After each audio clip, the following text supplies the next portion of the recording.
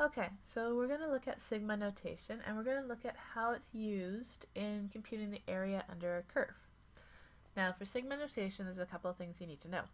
Sigma notation has it so we have the sum of this little e character, it's the sigma, the sum of all a subscript i's.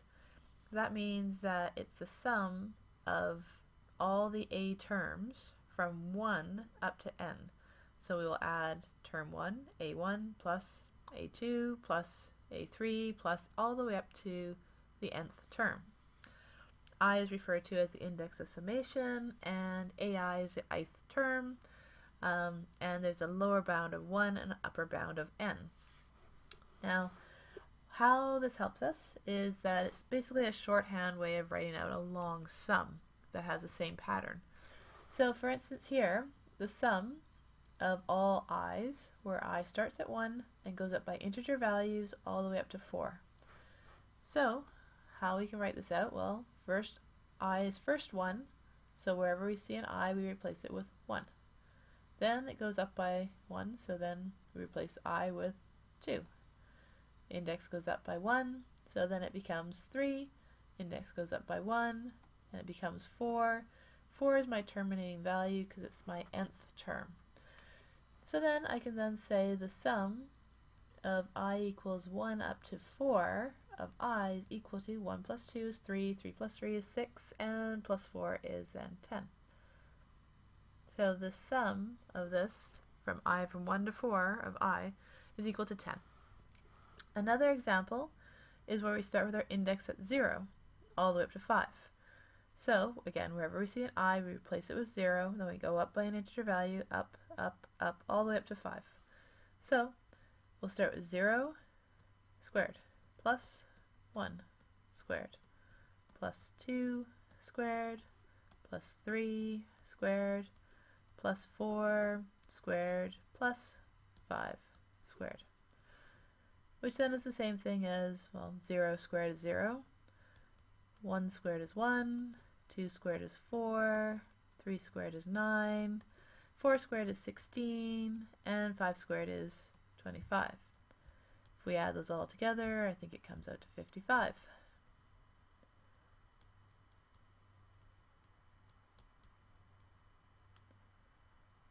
So that's our summation notation for the operation of I squared. Another example is where we actually have a function that's in terms of I in more than one spot. So in this case, we're going to start with our I value, our index at 4, and go all the way up to our terminating value up at 6. So wherever we see an I, we're going to replace it with 4. So we'll have 4 squared plus 2 times 4 minus 1. This is when our index is equal to 4. Plus this whole thing again, now we go up by 1, so we have 5 squared plus 2 times 5 minus 1. So this is here when we have our I value at 5. Then we go up by our index again, so our index is now 6, plus 2 times 6 minus 1. So again, I value equal to 6. Then you can evaluate this all out, and then you'll get your sum. But this is the initial setup of replacing wherever you see an I with 4, 5, and 6. So there are some summation properties that will make this a little bit easier for you to work with summations. One involves a constant times by a term, so an ith term. The constant, because it's not affected by I, can actually just come out front and be a multiple. If I have two terms that are affected by your index, and there's a sum or a difference in between them, you can write it as two summations, one for the first term that's affected by I, and one for the second one that's affected by I. If you have just a constant, it ultimately means that we're going to be adding c n times from 1 to n. So we can then consider it as a multiple, n times c. So any constant can be written as a constant times your highest upper bound of n. Now these ones here are 3 nice cases that have nice formulas that go with them.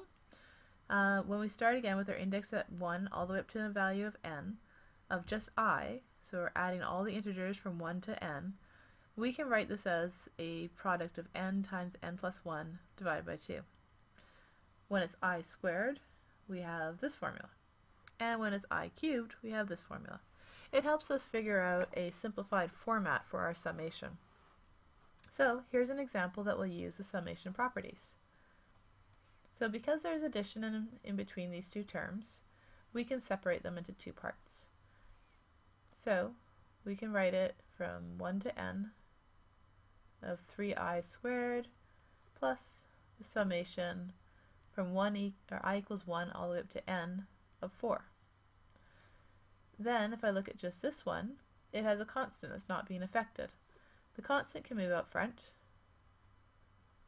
and then we're just looking at a summation of I squared where we can use this formula here. Now this one here, we have the summation of a constant. So we can use the property where it's a constant times n and remove the summation notation.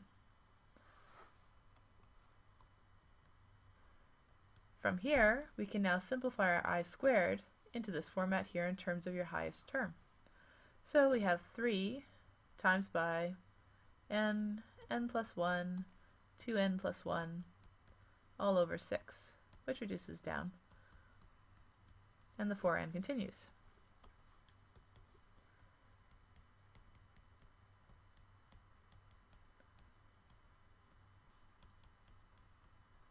At this point here, you'll want to get a common denominator and combine your terms once you've done all your distribution to simplify it some more.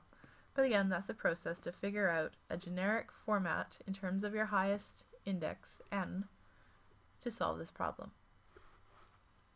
So now we're going to look at how the summation is going to come into play in terms of finding the area under a curve. There are 3 ways that we can look at finding the area of a curve as an approximation, and it uses the idea of creating a bunch of rectangles. We're going to look at this function here, which is this graph that's given to you on the side. And we're looking for the area under the curve between 0 and 1 and between the x-axis and the function. So we're ultimately looking for this region right up to here. That's what we're looking for, that area. Now the technique that we're going to use is adding up the sum of the areas of a bunch of rectangles. We know that the area of a rectangle is length times your height, or base times your height, or whichever variables you want to use in terms of your rectangle. But there's 3 different techniques: a right endpoint, a left endpoint, and a midpoint. If you look at what I have set up here, I'm going to go from 0 to 1. And I've set up my intervals here so they're all the same. It's 1/5, or 0.2. Now, the only reason I did this is so that they're the same amount and that I have the same sort of interval in between. This is referred to as delta x, the difference in your x's. So if I go from 1 to 0, I will create 5 rectangles. 1, 2, 3, 4, and 5. So 1 minus my 0 divided by 5 to make 5 rectangles, 5 intervals. That's going to be my capital N, and it's b minus a endpoint over capital N. That's the notation of what I'm using. So then I get my intervals, so they're all the same. They're going to be 1/5 for each of these. So every rectangle has a base of 1/5. Now if I use the right endpoint method, as it implies, I'm going to be looking at right endpoints, which means I'm going to make a rectangle with a height that hits here,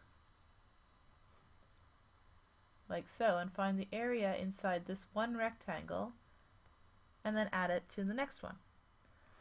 Now if you notice, this point here, the y value, is based on the function when I plug in 1/5 or 0.2. If I do the next one, again another rectangle, and I'm going to add that one, it's now got a height when it's 2/5, 0.4. So the sum so far is going to be 1/5 times by the function when you're at 1/5 plus 1/5 times your function when it's 2/5 plus the next one here is going to be your function when you've got 3/5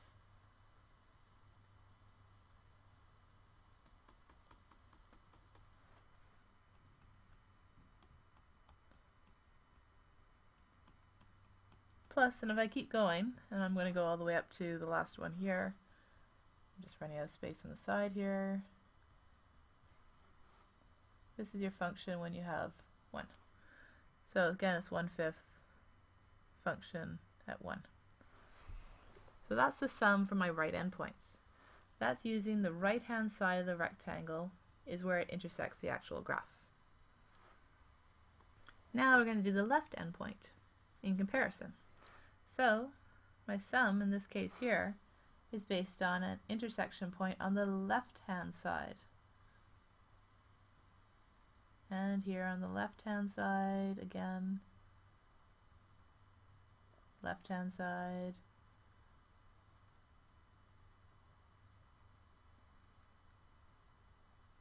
So if you see the difference between the two, we still have 5 rectangles in both cases.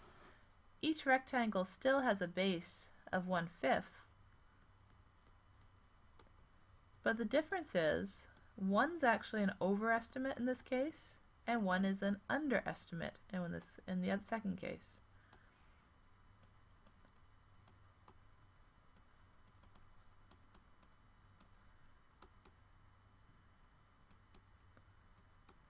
So still 5 rectangles, but the difference is this one has a height based on when you plug in 0, whereas this one has a height when you plug in 1/5.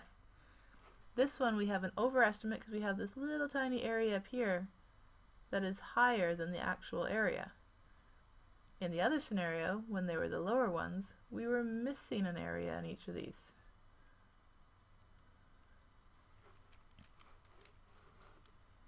Now the last case, which is also another way of doing a sum for an approximation, is using the midpoint. So our height is still going to be, our base is still going to be 1/5. Our height now is going to be based on a midpoint. So it's going to be slightly over on one side, slightly under on the other side. It's a little hard to see on those ones. Slightly higher, slightly lower. And again another midpoint, slightly higher, slightly lower. It's another way to do an approximation for the area under the curve. We're still going to end up having 5 rectangles, but it's now based on the midpoint. And the midpoint, if this is 1/5, this is going to be 1/10, 3/10, 5/10, etc.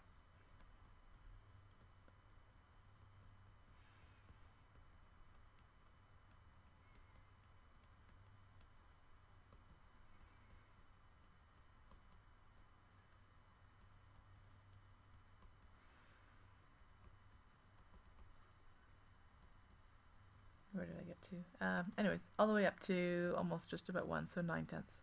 There we go. So, those are 3 different approaches to find the area under the curve. Now, why this is important. This is going to help us now lead towards finding the actual area under the curve. Right now I've set it up so I had 5 intervals between 0 and 1. But what if I made 10 intervals? My rectangles would be smaller, but my area would be more precise because I'm using an approach that's going to have a smaller base, a smaller difference between the 2 x's. Well, what happens if I made it even smaller and made 4 intervals in between each one? So the smaller and smaller the base of the rectangles, the more accurate your area is going to be for the area that's actually under the curve, which leads us to the idea of a limit of a sum. So ultimately what we're going to try to do is find a limit as this n approaches infinity of the sum, and that will then give us an accurate area under a curve.